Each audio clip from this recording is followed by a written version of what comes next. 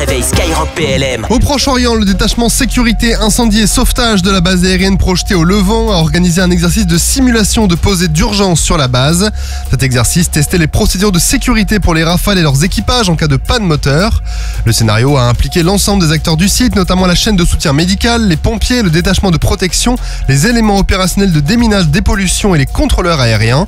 L'objectif était de mesurer le temps de réaction de la chaîne de secours et les capacités du dispositif de gestion de crise dans la durée.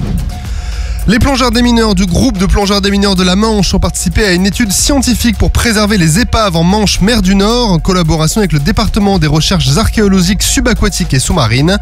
Ensemble, ils ont travaillé sur l'épave du navire de guerre britannique Daffodil, un navire train ferrique qui a été touché par une mine en 1945.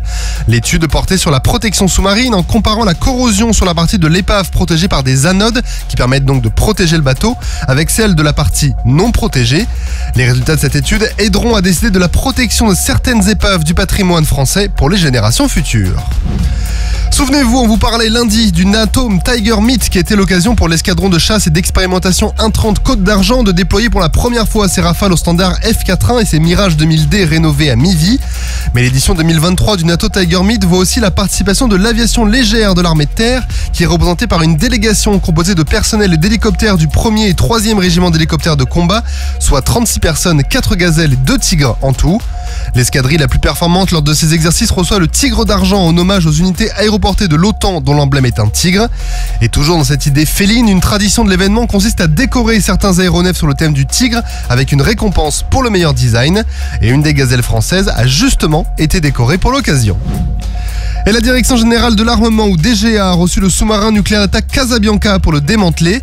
Elle va superviser ses opérations de démantèlement avec le soutien du commissariat à l'énergie atomique et aux énergies alternatives. La première phase est appelée niveau 1. Durant cette phase, cœur du réacteur nucléaire va être déchargé, tout comme le gazole et la batterie principale. Cette phase va durer 1 an et se terminera par la mise à l'arrêt définitif du système nucléaire militaire et la condamnation de la coque.